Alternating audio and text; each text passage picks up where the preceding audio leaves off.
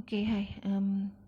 Sambung untuk soalan contoh 3, yang mana masih lagi berkenaan dengan cari titik pusingan maksimum dan minimum. Saya tak buat video ni direct daripada contoh soalan 1 sampai 3 sebab nanti terlalu panjang. Bila terlalu panjang, takut nanti tak boleh nak go kan. So kita pergi one by one lah. Alright, tengok contoh 3 ni, soalannya adalah berkenaan dengan fungsi y sama dengan x, 4 tambah 4x. Okey, 4x. So yang ni soalannya adalah dalam bentuk pecahan. So bila dapat soalan dalam bentuk pecahan, sepatutnya kita tak perlu risau kan, no worries bila macam ni. Sebab kita kena tahulah basic untuk tukar jadi fungsi linear, yang mana huruf di bawah garis pecahan ini perlu dibawa ke atas dan kuasanya perlu ditukar menjadi negatif.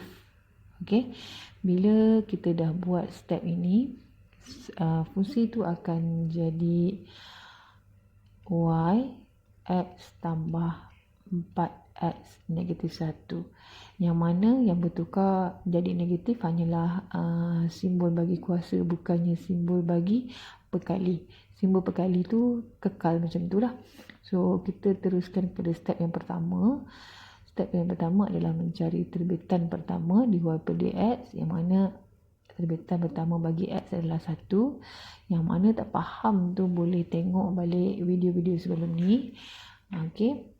Kemudian kita teruskan kepada 4x kuasa negatif 1 ni, yang mana pembezaannya akan dapat negatif 4x kuasa negatif 2. Okey.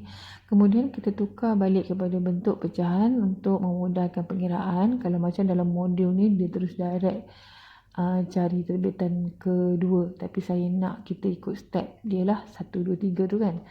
Okey, kemudian kita tukar balik kepada pecahan yang ini, x kuasa negatif 2 ni, turunkan balik ke bawah, dia akan jadi inilah.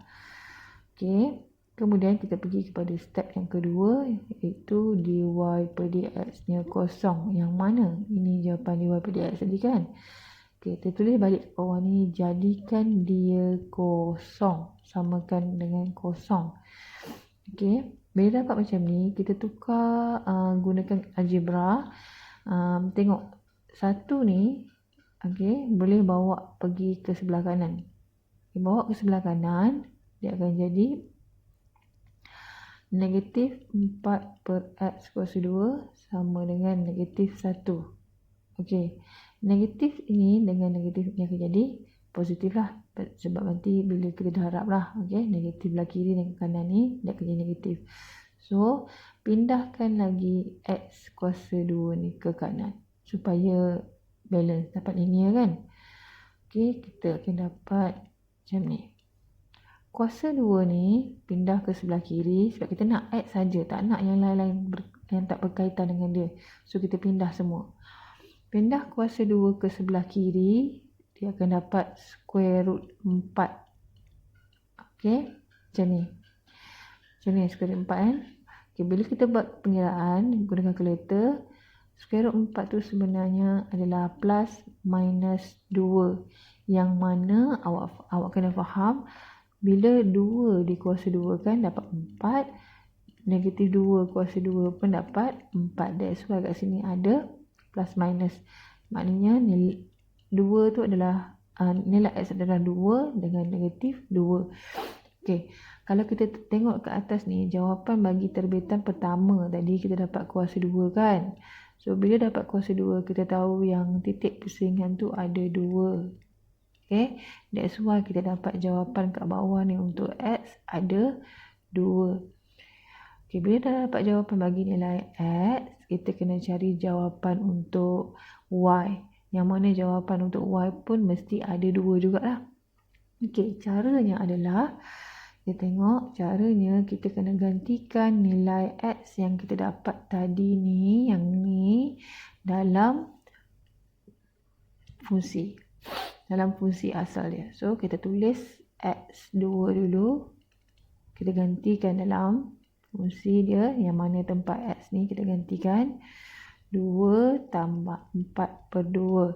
Bila kita kira kita akan dapat 4. Okey, 4. So kat sini dah dapat dah dia punya titiknya. Titik pusingan yang pertama ialah 2 ini ialah X nya dengan 4. 2, 4. Satu lagi titik pusingan yang mana nilai untuk X -2 ni tadi kita tulis kat sini. So ganti balik tempat yang X tadi kan. Ni 4. So akan dapat -2 tambah 4/-2. So bila kita kira kita akan dapat -4. -4, so dia punya titik pusingan adalah -2. Kita baca X dulu baru baca Y. So akan dapat 2 lah. Sama macam yang kita tengok daripada awal tadi. Alright, dan dah siap step 1 dan step 2. Kita pergi step 3. Yang mana step 3 ni kita kena cari dy terbitan kedua. D kuasa 2y D kuasa 2y per dx kuasa 2. Okey, nak proceed terbitan kedua kena tengok terbitan pertama di sini pada step 1. Okey, step 1 ni ini. Yang kita faham satu ni tak boleh beza lagi dah sebab tak ada huruf. Kita hanya perlu bezakan -4x kuasa -2. Bila kita buat kita akan dapat 8. Kenapa? Sebab -2 darab dengan -4. So akan dapat 8 lah. X kuasa -3. Kenapa? Sebab -2 tolak 1.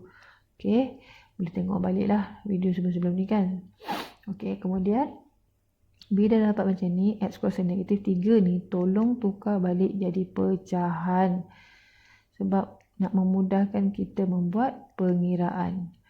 Okey, kemudian yang mana ada tempat X ni, kita gantikan dengan nilai X yang kat bawah ni.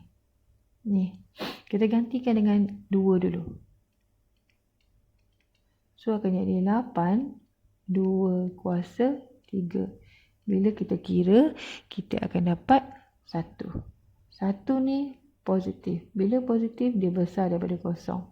Jadinya titik 2 tadi ni, yang ni, 2, 4 ni, 2, 4 adalah minimum. Okey, kemudian kita ganti pula dengan X -2 dalam ni lah. Okey, dalam terbitan kedua tadi 8. Okey, bila kira akan dapat -1.